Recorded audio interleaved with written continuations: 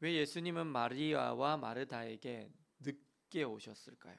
빨리 오시지 않으시고 늦게 오셔서 비통해 하실까요? 사실 나사로가 아플 때부터 위급할 때부터 마르다는 예수님께 사람들을 계속 보냈습니다. 그리고 빨리 와달라고 요청했습니다. 그런데 예수님께서는 그 기별을 들으시고도 빨리 오시지 않으셨습니다. 왜 예수님은 빨리 오시지 않으셨을까요? 사실 그렇게 예수님께서 늦게 오신 것이 상처가 되었기 때문에 마르다도 마리아도 예수님을 만났을 때 처음 한 말이, 예수님께서 이곳에 계셨더라면 내 오라비가 죽지 아니하였을 겁니다라고 말합니다. 아니, 이렇게 비통히 여기실 것 같았으면 일찍 와서 살려주셨으면 될 거 아닙니까? 왜 주님은 늦게 오셔서 비통해 하시면서 눈물을 흘리셨을까요? 우리가 예수님을 믿고 살아도 우리의 삶 가운데 아픔이 찾아올 때가 있습니다. 고통이 찾아올 때가 있습니다. 특별히 사랑하는 사람이 죽을 때는 너무도 마음이 아픕니다. 지금 마리아와 마르다도 너무나 가슴이 아픕니다.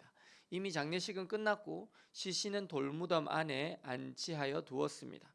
그런데 주님께서 오셔서 돌을 옮겨 놓으라 하십니다.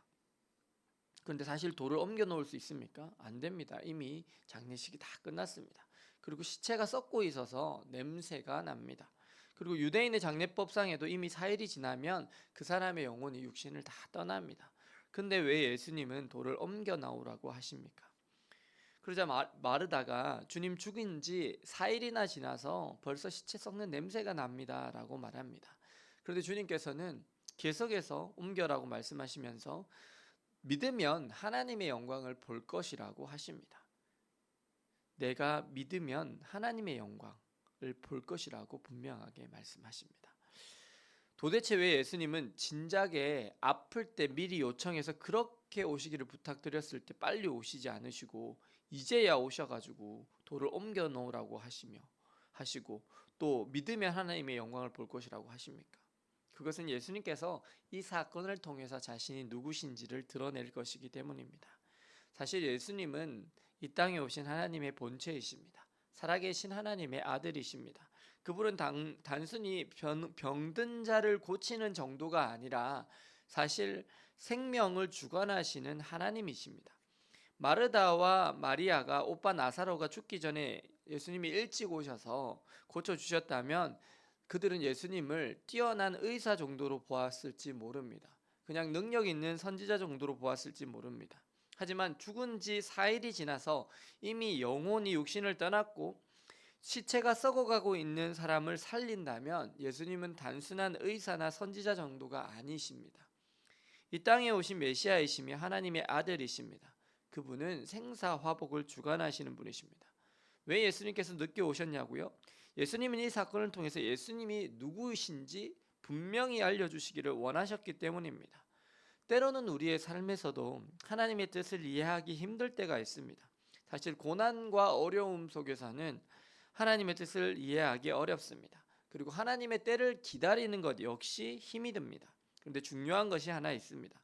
때로는 우리가 이해하기 힘들어도 지금은 도저히 하나님의 뜻을 알 수 없어도 언젠가는 그 하나님의 선하신 뜻을 이해하게 된다는 것입니다.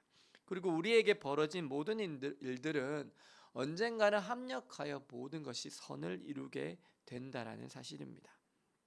튀르키예에 계셨던 선교사님이 강의 중에 해주신 내용입니다. 튀르키예로 단기 선교를 갔던 청년 단기 선교팀이 그곳에서 준비해온 것들을 다 하고 한 마을에 들어가서 찬양을 부르고 그들을 축복하고 성령께서 주시는 감동을 따라서 혹시 이 마을에서 아픈 사람들이 있으시면 나오라고 하고 우리가 예수님의 이름으로 기도할 때 나을 것이라고 믿음으로 선포했습니다. 그 말을 듣고 그 마을에서 아무도 나오지 않았는데 한 여인이 자기 아이를 데리고 나왔습니다. 근데 그 아이는요, 날 때부터 안전뱅이였던 아이였습니다. 두통이나 감기, 허리 디스크 정도로 나올 줄 알았던 청년 단기 선교팀은 순간 당황했습니다. 큰일이 났습니다. 아니, 단기 선교하러 왔다가 예수님의 이름으로 다 낫는다고 선포했는데 하나도 낫지 않으면 무슨 망신입니까? 안 나으면 마을에서 쫓겨날 것만 같습니다. 나아야 하는데, 아니 복음을 전하고 있는데 하나님의 능력이 나타나야 하는데 하면서 간절히 기도했습니다. 그들의 기도 가운데 갑자기 하나님께서 은혜를 주셔서 그 어머니의 아픈 마음을 다 보게 되었습니다. 정말 눈물을 흘리면서 엄마의 마음으로 그 아이를 위해서 기도해 주었습니다. 최선을 다해서 성령 충만함으로 기도했습니다. 그 이후에 아이가 낳았을까요? 안 낳았을까요? 안 낳았대요. 단기 선교팀은 허탈해했어요. 아니, 이 마을에서 이제 쫓겨나는구나. 왜 하나님은 하필 안 낳게 하셨을까? 안 낳을 거면 성령님께서 왜 우리에게 이런 감동을 주셨을까 하고 당황스러워하는데, 그때 갑자기 그 아이의 엄마가 앞으로 나오더니 청년을 꼭 안아주면서 울더랍니다. 그러더니 마을 사람들이 한 명씩 한 명씩 다 나와서 청년들을 안아주더래요. 그리고는 그 다음 날에 모두 다 자기 아이들을 데리고 와서 그 청년들한테 기도해 달라고 하더래요. 사랑하는 여러분, 우리는 하나님의 뜻을 잘 알지 못합니다. 그리고 우리가 지금 당하고 있는 고난과 아픔의 의미도 잘 알지 못합니다.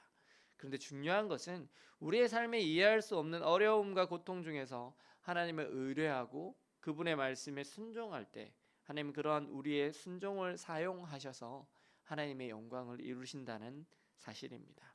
오늘 여러분의 삶에 때로는 어려움이 있을지라도, 고난이 있을지라도, 내 삶에서 마주하고 있는 이 고통이 도저히 이해가 가지 않을지라도 오늘 주님께서 주시는 음성에 귀를 기울이며 잠잠히 순종하심으로 하나님의 영광을 경험하시는 저와 여러분들 되시기를 예수님의 이름으로 축원합니다.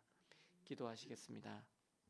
사랑의 주님, 오늘 마르다가 죽은 지 4일이나 되어 오신 주님이 원망스럽고, 또 주님께서 나사로 오빠의 무덤에서 돌을 옮겨 놓으라는 말씀이 도저히 이해가지 않았지만 그럼에도 불구하고 순종하였을 때 하나님의 영광을 보며 나사로 오빠가 다시 살아남을 보았습니다.